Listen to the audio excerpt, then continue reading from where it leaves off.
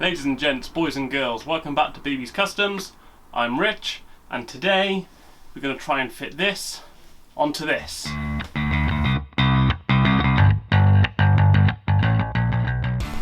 Okay, so it's a fresh new year, fresh month, fresh beard trim.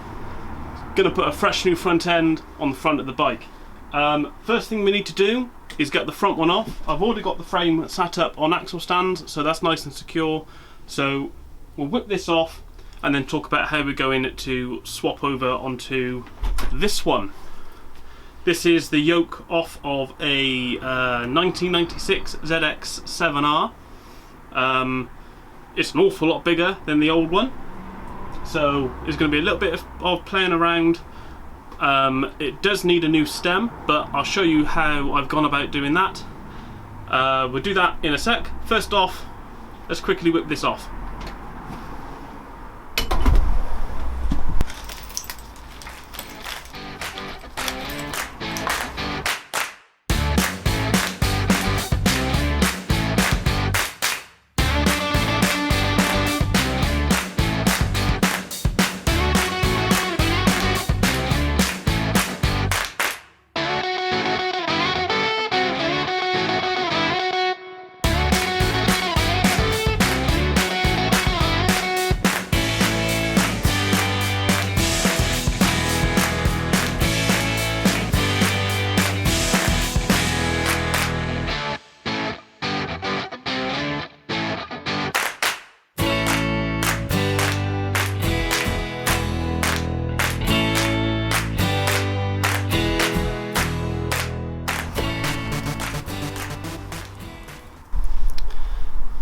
Okay, so we've got the front end off, all nice and clear.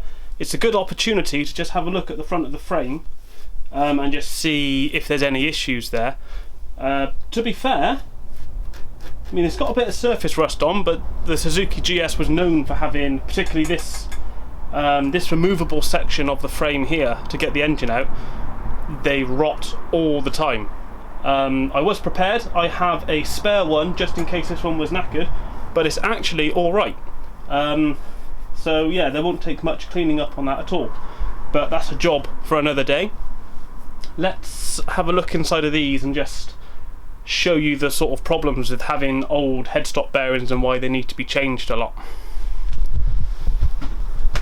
Right, so this is the old top headstock bearing. As you can see, it is rusty, it doesn't turn, it's horrible. And the inner chase, if I focus on there, come on, there we go, that's not much better. So this needs to come out. The bottom one, which is still on the stem, is actually worse than this, so the bottom one's going to have to come out as well. I've got a new set of bearings to put in, but first let's have a look at the differences in the stems. Okay, so this is the stem from, what is it? The ZX7R, with a bit of camera wizardry. We're going to quickly get this yoke off. So, bang, no more yoke. If you're not a wizard and you have to use mechanical means to get this out, this actually took 11 tons of force to push this out.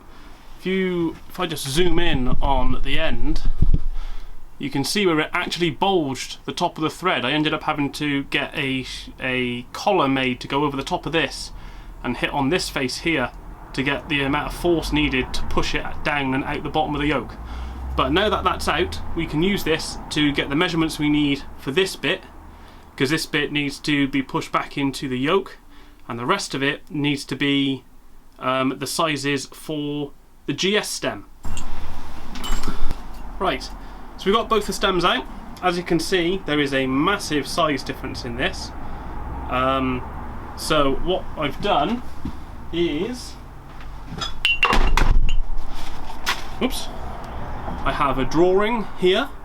Some of you may have seen this on my Facebook page for this, but what this is showing what the new stem needs to be. So this portion here is the shoulder which has to get pressed into the yoke for the Kawasaki forks. everything up to here is the sizes of the Suzuki GS1, and then this bit on the end, it has got an additional length on it to take up the size difference in the top yoke. Luckily, the thread on this was the same for both stems, so that's a, I did write that down, that's a M25 by 1mm pitch thread on there.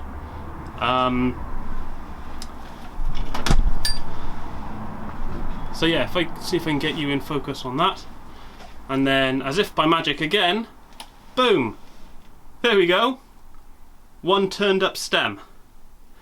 Now the sizes on this, particularly for the bearings, are very critical. So here, here and here are really important because bearing fits matter a lot. If they're too loose, then they won't work. If they're too tight, then you're going to damage the bearing putting it on. So luckily I had access to a lathe at my parents' house where I could turn this up. If you don't have access to anything like that, I would suggest taking both stems to an engineering company and getting them to measure and manufacture this. This has been made out of stainless steel, so it's a lot heavier than the old ones because it's solid as well. The old ones were hollowed out, but because of how much extra weight the ZX7 bike would have had compared to the GS, I'm not too worried about putting a bit more weight on the front of the bike. So next stop is to press this into the yoke for the I keep forgetting, the yoke for the ZX7, and then we can start looking at about sorting the bearings out in the bike and getting them pressed onto here as well. Okay, so ideally you'd use a bearing puller to get these old shells out of here and at the top. Mine, I don't have a mandrel big enough to get a decent purchase on these, so I'm using a very long bolt, and I'm going to use the head to get on the shoulder on the inside and just tap it out with a mallet. So just make sure that you're on the shoulder and just give it a tap and move around opposite sides, because otherwise you will pitch. What will happen is, instead of coming out nice and square, it will pitch like this in the hole, and it will actually get really tight and stuck, and you don't want that because it will damage the face inside. So gentle taps all the way around and it will just pop out.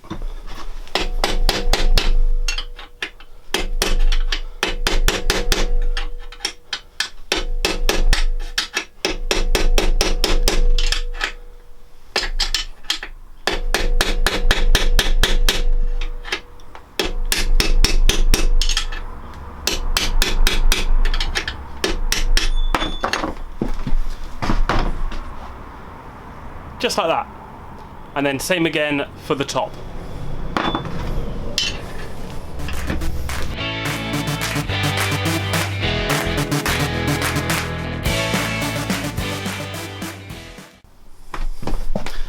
And there we go.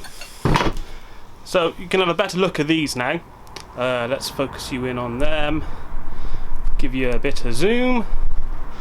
So these are awful. They're rusty and gross, and that's where water just gets down in the stem, and I mean the grease was probably these are probably the original headstock bearings, so the grease in this, what if it was a 1996 bike? I mean, come on, that's a long time to have grease in something without ever having to replace it.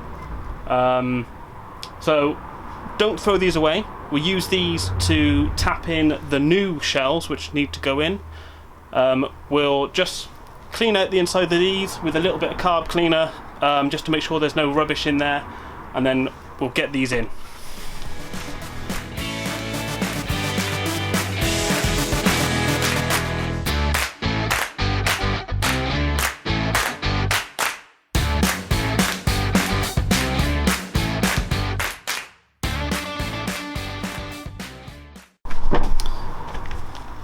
Okay, so these are my new headstock bearings. They are Slinky Glide bearings. I use these a lot. I use them for wheel bearings and things.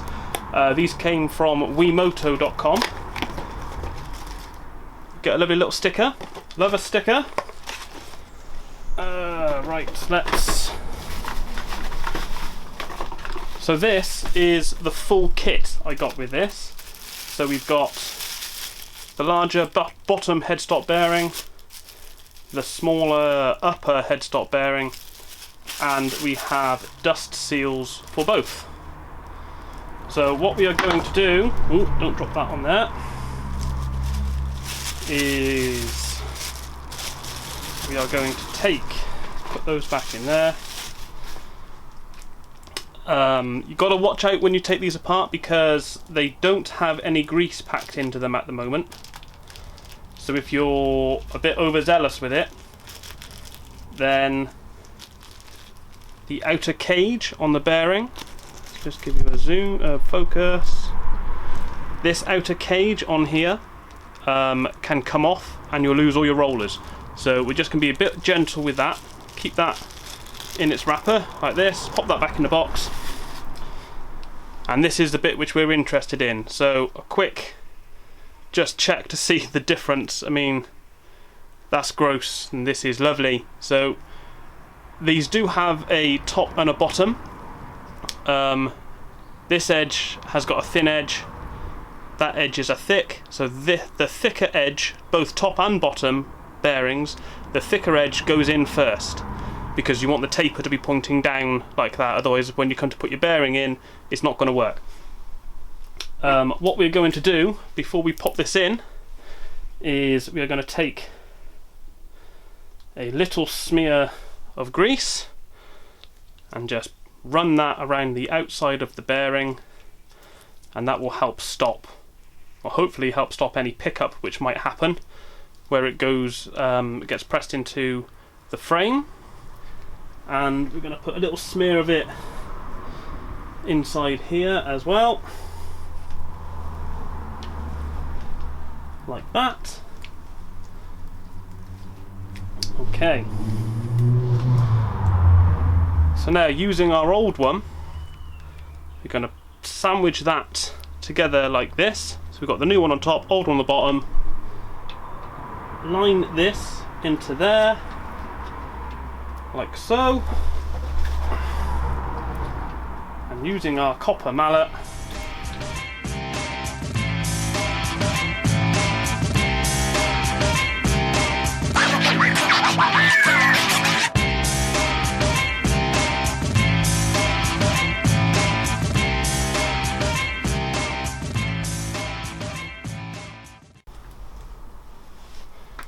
and that is one seated bearing.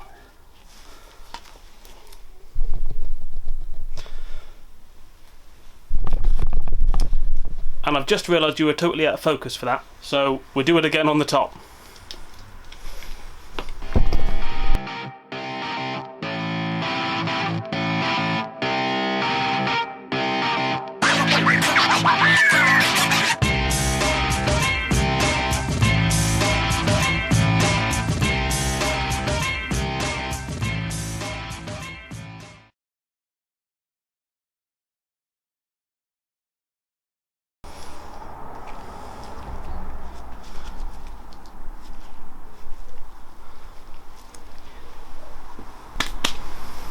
Okay, so we've got the stem pressed in, so that's looking lovely in there. If you ever need to do this, by the way, you press them down to get them out and press them in from this side to get them in. Now, this is the bearing which needs to be sunk down to here. So first off, we're going to pop that on, because that's going to be our little dust cover when this goes in. We need to load this up with grease and then pop this down here and just tap that down until it's seated nicely on there, which I may or may not have a piece of pipe for. Oh, that's annoying.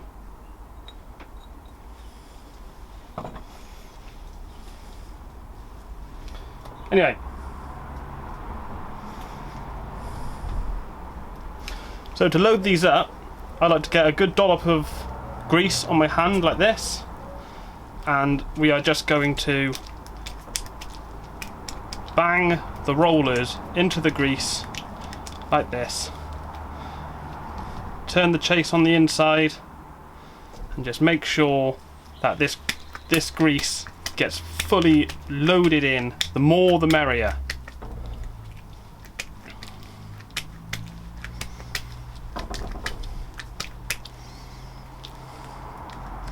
Like that.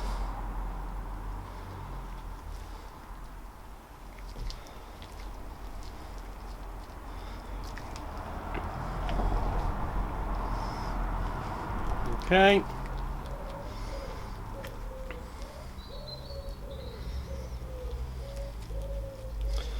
And we shall put a smear around the stem as well.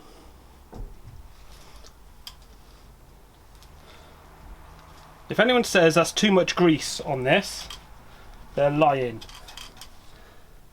Because basically the more grease you have, the more lubrication you're going to have, the longer your bearings are going to last, and the higher likelihood of water not being able to get into the bearing in the first place.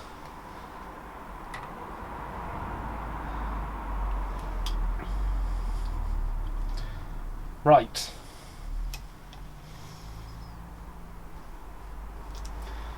Now, how am I going to tap that on? My original plan isn't going to work. I don't think.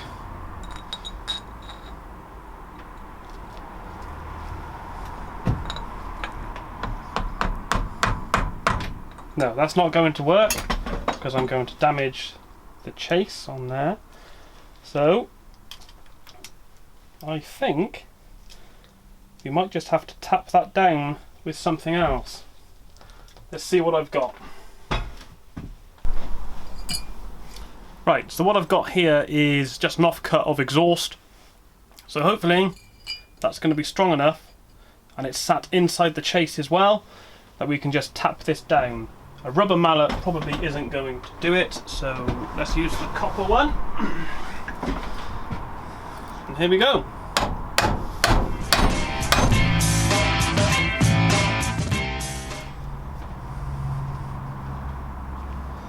So let's load up the grease on here.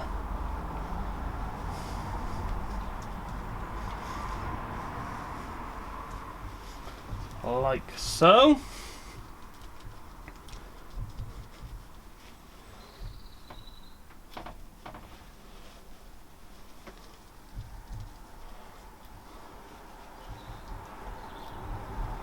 Right.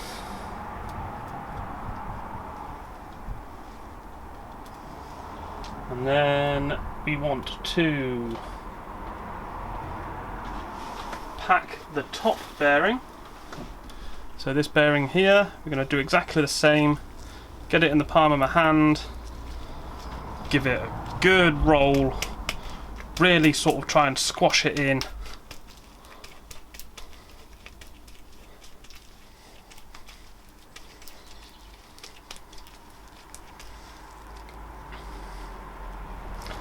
Like that. Give it a turn to make sure it's going all the way around the chase inside. Okay, so now we need to put this in the bike and get the lock nut ready.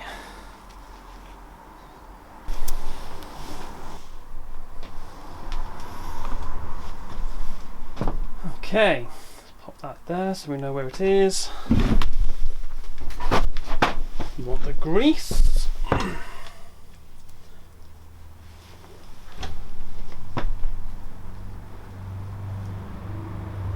I'm going to grease up this inner chase like that, and the inside one like that. This is going to go up into there like so, and this one, with a bit of persuasion, I need to just tap it down with that.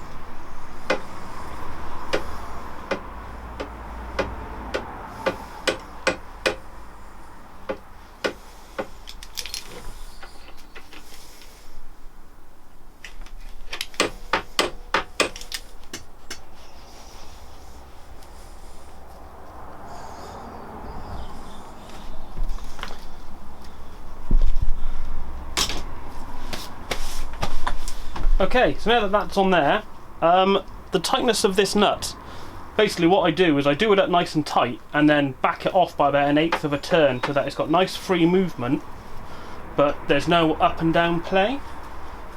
That still might even be a little bit tight, so we're just going to back that off. I know I'm using mole grips for this. It's not the best tool in the world for it, but it's all I've got.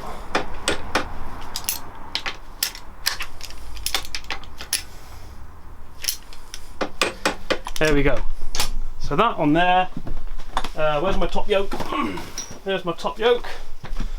That sits down on there like that, and then I've got a washer to go in there and a big nut somewhere. What have I done with that? I've lost my nuts. I remember taking it off. I put it somewhere safe. Where did I put it? I put it on there.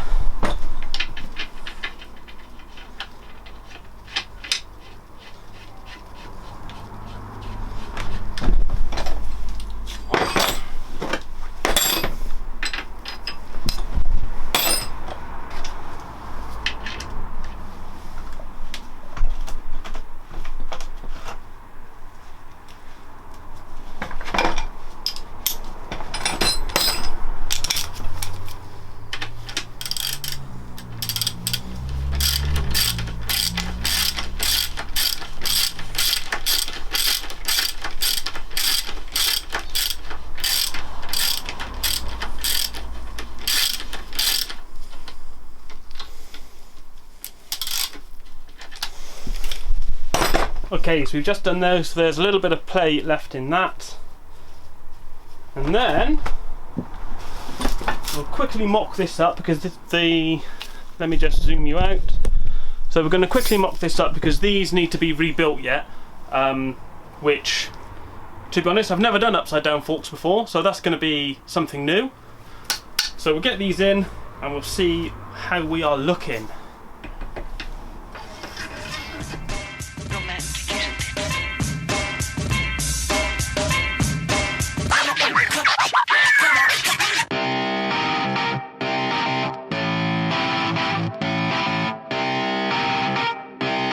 Shut up and sit down.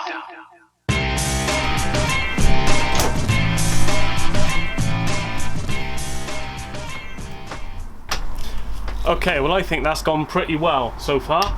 The stops on here are hitting the hard stop on the frame, but it's not really giving a lot of movement. So what I may do is just trim this down a little and weld a slightly longer piece on, so that we're hitting this nice and square on here, but that's nice. This is clearing this up here, so that's nice.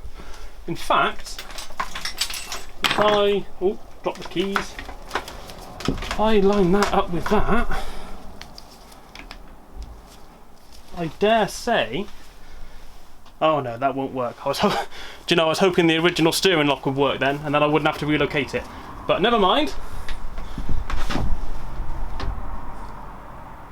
But no, I'm quite excited by that. I mean, that's cool. I think set of forks this size and a bike this small, it's stupid, but it's cool. Okay, so I've very quickly mocked it up. I've got front wheel on. It's not on properly. There's not even any wheel bearings in it. It's just there for looks. I've got the handlebars on. I've put the tank back on just to see what the stance is like.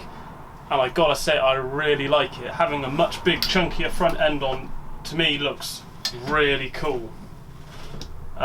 With the bars and the tank on, you can really see what the limitations are on the steering, so we've got to sort that out. But for now, I think that's a great start on this. Next part is going to be to rebuild these forks and sort the wheels and put bearings in, things like that. So hopefully you'll join me next time for that. And if you're planning on doing a fork swap yourself on a bike like this, then it'll give you some idea as to what's involved. Thank you very much for coming back and joining me in 2021. I hope you had a brilliant time off over Christmas and the New Year's, and I shall catch you next time for part 2. Don't forget to like and subscribe. Cheers.